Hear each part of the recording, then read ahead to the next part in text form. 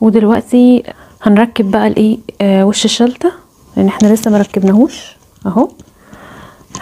احنا هنا بقى طبعا بعد ما خيطنا المثلث بنقص الزيادة، المثلث اللي هيطلع بنقصه، ونعمل بقى نفس التانية الصغيرة اللي احنا بنعملها. هنعملها دلوقتي وبعدين نخيط.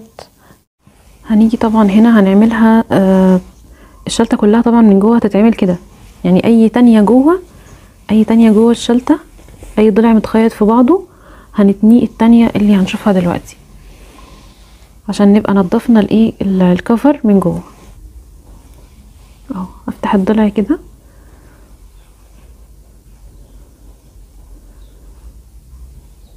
وهتنيهم لجوه. عشان كده انا ما قصيتش على طول بعد الخياطة، لا سبت مسافة الخياطة. الحركة اللي احنا هنعملها دي ان احنا ندخل الضلع جوه، ندخل التانية جوه واللي قصادها، فهتبقى كده بعد الخياطة.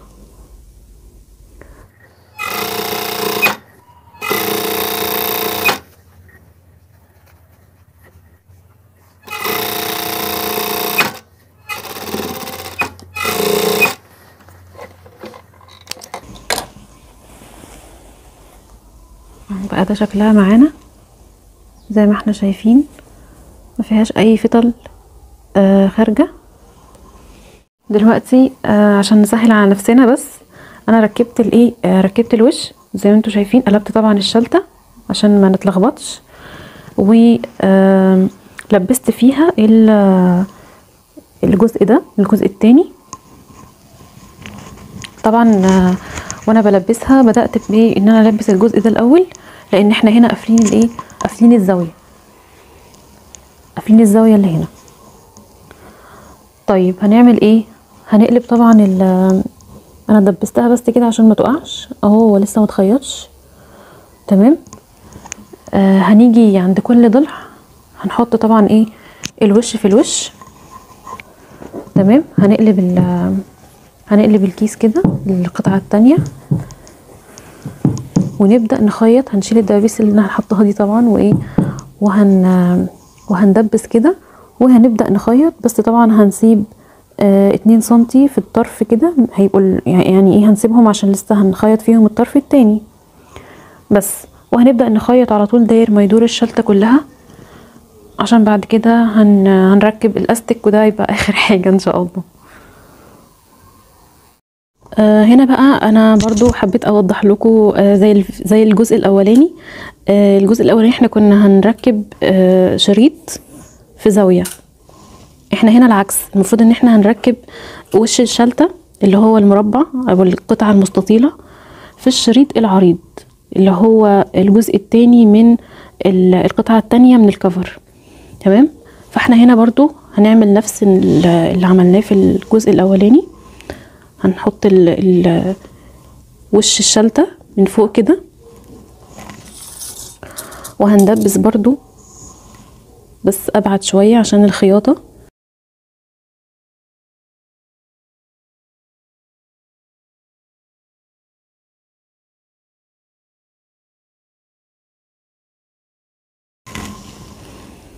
هندبس كده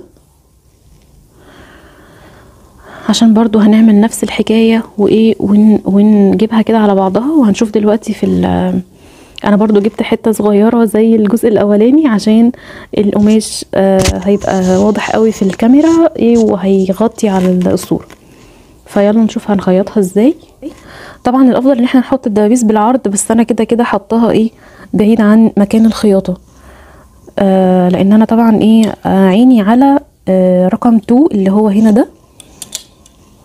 فاحنا هنخيط اهو دلوقتي. بسم الله.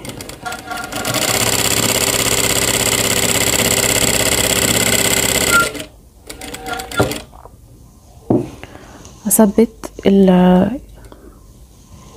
الابره جوه الخيط جوه القماش، وهشيل بقى الدبابيس دي.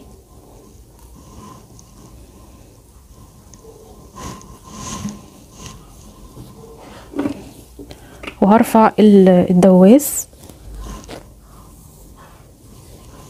والقطعة دي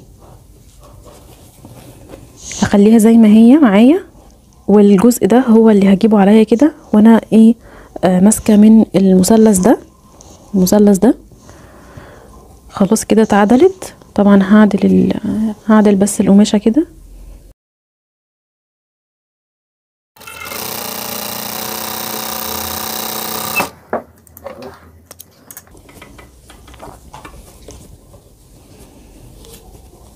اهو زي ما انتوا شايفين كده.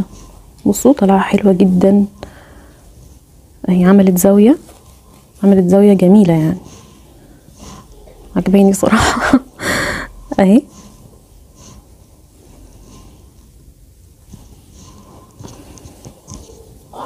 وده طبعا نفس اللي احنا هنعمله في الايه. انا حبيت اوريلكم على جزء صغير عشان القماشه الصغيره تبقى واضحه اكتر في التصوير. ده اللي هيطلع معانا في الشلته ان شاء الله في الكفر. زي ما انتوا شايفين معايا كده عملنا الكفر اهو، ركبناه ركبنا كل قطعه في التانية.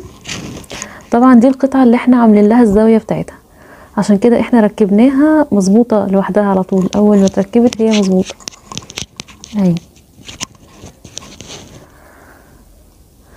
بقيه الزوايا طبعا احنا سايبينها ما قفلناهاش عشان الاستك، عشان احنا قلنا قبل كده لو قفلناها هتبقى صعبه في التلبيس. فاحنا ده اللي هيضم ده كله معانا اهو، زي ما انتوا شايفين ده كده كله ايه. باقي الزوايا كلها مش مقفوله زي الزاويه دي. كل ده هيتضم معانا بالاستك. فاحنا بس ناقص لنا خطوه الاستك. طبعا هنتني تانية على قد الاستك اللي هنركبه، وندكك الاستك ونشوف الشلته بقى في الاخر.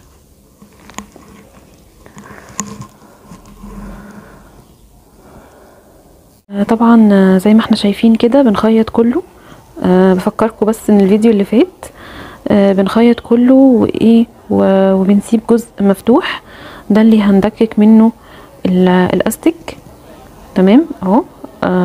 هنحطه في بنسة ونبدأ ندككه كده داير ما يدور الشلته كلها، وبعدين في الاخر بنخيط الحته المفتوحه، يعني نربطه وبعدين نخيط الحته اللي سيبناها مفتوحه. هنيجي دلوقتي هنركب بقى الشلته مع بعض، عشان هي طبعا ايه في زاويه مقفوله، فهنبدأ بالزاويه المقفوله.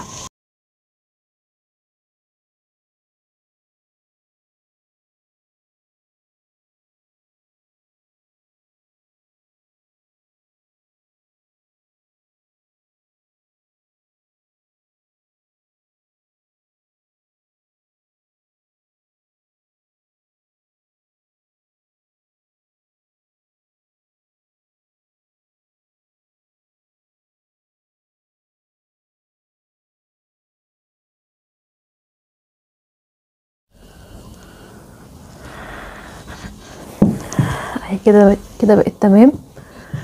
هنقلبها بقى. ده طبعا شكل الكفر بعد ما خلص. شكله جميل بصراحة، وطلع مظبوط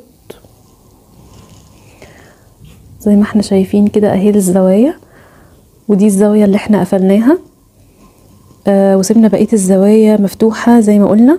هي كده هتتضم بالاستك، لان احنا كده اصلا كده عايزينها واسعة عشان تبقى سهلة معانا في التركيب. احنا بس اضطرينا نقفل الزاوية دي عشان الجزء ده الزيادة اللي احنا كنا هنركبه عشان يساوي الضلع اللي جنبه.